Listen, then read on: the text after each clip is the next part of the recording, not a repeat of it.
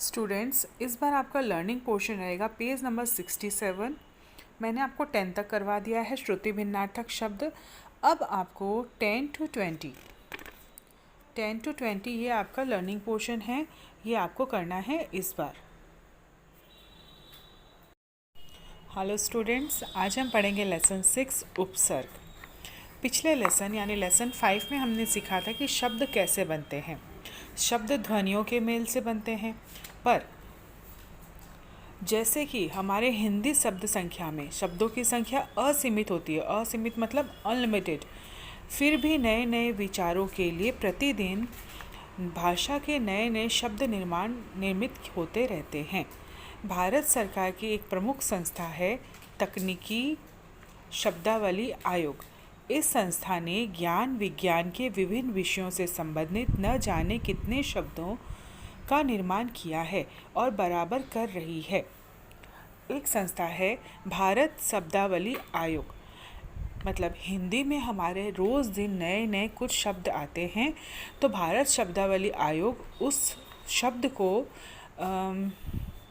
हमारे शब्दावली में ऐड करती है। मतलब एक डिक्शनरी होती है, हिंदी डिक्शनरी, उसमें ऐड करती है।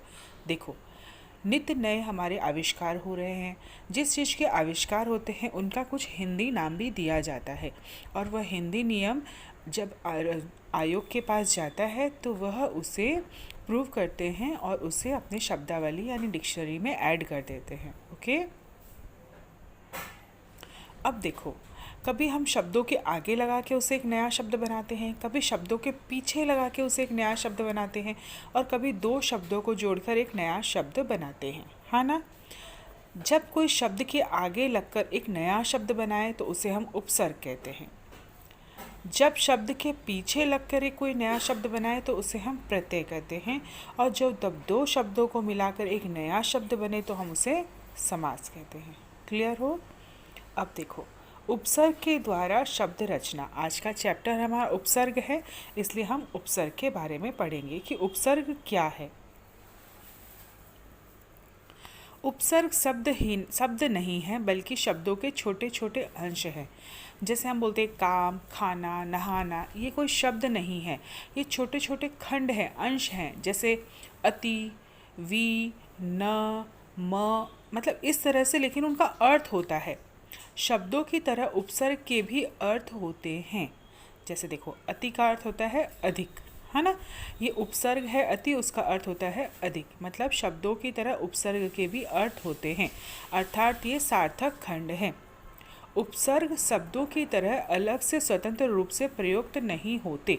जैसे हम कोई वर्ड कहीं पे भी लगा देते हैं, लेकिन ये शब्द हम सिर्फ शब्दों के आगे, उपसर्ग खाली हम शब्दों के आगे लगा सकते हैं, हम ये कहीं पे भी नहीं लगा सकते।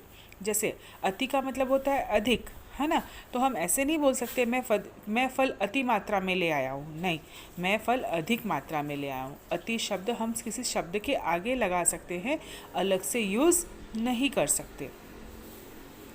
उपसर्ग हमेशा किसी शब्द के आरंभ मतलब पहले में लगकर नए शब्द बनाते हैं।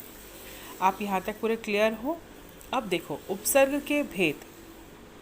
स्रोत के आधार पर जिस प्रकार शब्दों के तत्सम, तद्भव, देशज तथा आगत विदेशी शब्द होते हैं, उसी प्रकार उपसर्ग के भी स्रोत के आधार पर निम्नलिखित भेद होते हैं। हमने पिछले टाइम शब्द में पढ़ा था, तत्सम तद्भव शब्द, देशज, सज, विदेशी शब्द पढ़े थे ना। वैसे ही उपसर्ग भी अलग अलग तरीके के होते हैं। सबसे पहला है तत्सम, यानी संस्कृत से आए हुए उपसर्ग। देखो यहाँ पे लिखा है तत्सम उपसर्ग या संस्कृत के उपसर्ग। हिंदी में अनेक उपसर्ग संस्कृत से आए हैं।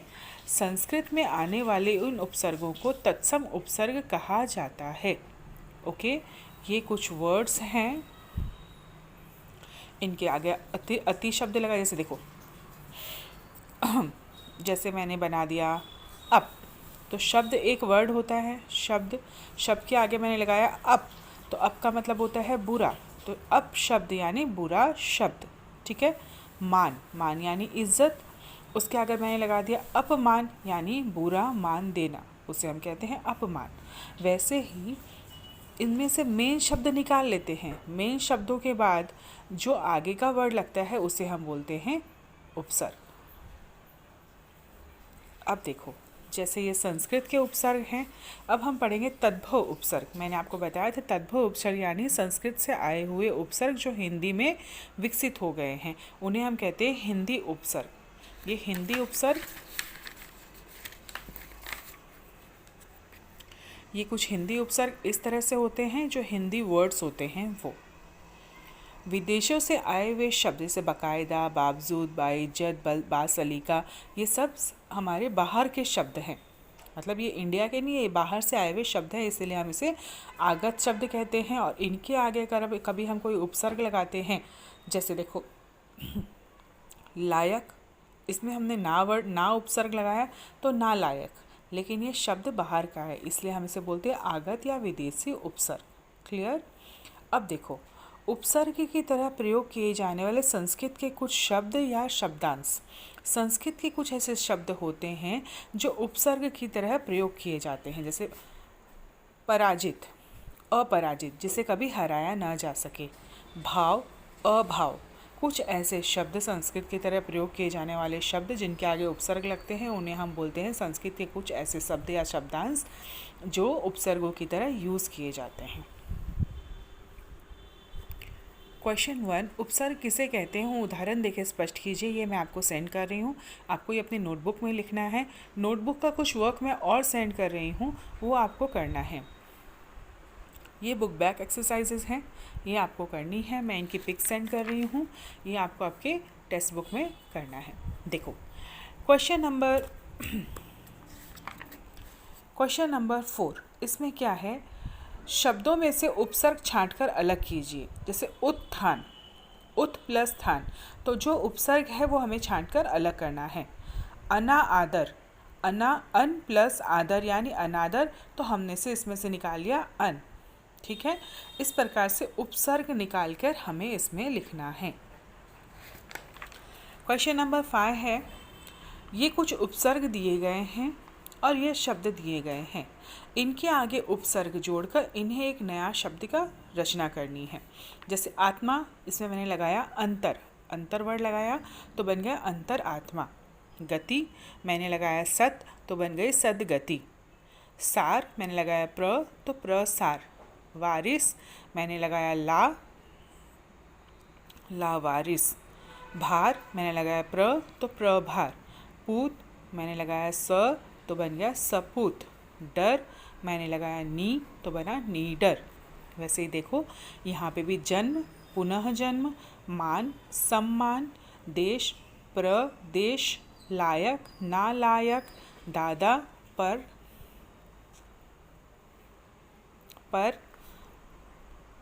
परदादा, मरा,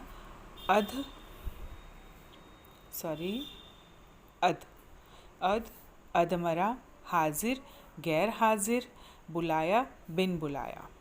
ठीक है, ऐसे कुछ जोड़ के हमने बनाए एक नए शब्द। ये क्वेश्चन नंबर 5 आपको टेक्स्ट बुक में करना है। क्वेश्चन नंबर 6 है, निम्नलिखित शब्दों में से तत्सम, तद्भव, विदेशी उपसर्ग वाले शब्दों को छांटकर अलग अलग कीजिए। ये कुछ वर्ड्स हैं, पीछे आप देखोगे आपके इतने वर्ड्स दिए गए हैं, तो आप इनमें से वर्ड निकालोगे और इनमें हेडिंग दोगे तत्सम, तद्भव, विदेशी, और नीचे नीचे इनके वर्ड्स लिखते जाओगे। ये आपका ओन वर्क रहेगा।